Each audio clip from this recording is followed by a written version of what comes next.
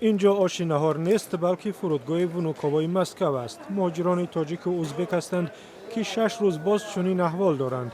صدها مهاجر و مسافر ناعلاج در فرودگاه میخوابند چون پرواز هواپیماهای آنها با هدف پیشگیری از سرایت کرونا ویروس لغو شده است.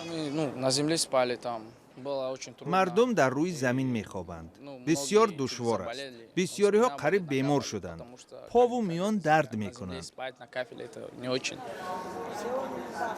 مهاجران منتظر در اینجا به خبرگزاری فرانس پرس گفتند بعد لغو پرواز هواپیماها با آنها مهمانخانه وعده کردند اما کسی به سراغشان نیامد.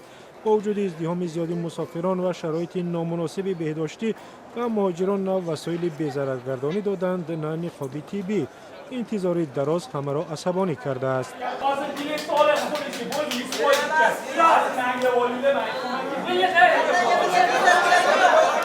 روز سه‌شنبه در این بستر پلاستیکی تقریبا 100 مهاجر تاجیک شب را روز کردند. روز 25 مارس قسمی از آنها را برای پرواز به تاجیکستان به فرودگاه دمدیدوا بردند.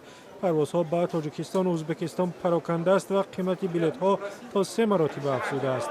اقبال 21 ساله از ازبکستان که کارش بی‌ثمر شده است اینچون منتظر بود و می‌خواهد از هر راه به وطن برگردد.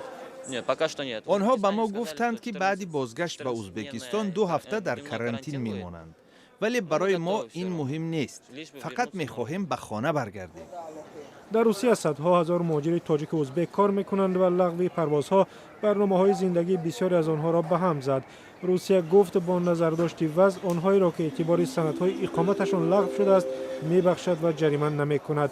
مقامات تاجیکستان صدها مهاجر را از فرودگاه‌های مسکو برگرداندند اما صدها مهاجر و مسافر دیگر در دیگر شهرهای روسیه و کشورهای دیگر منتظرند و نمیدانند چی کار کنند.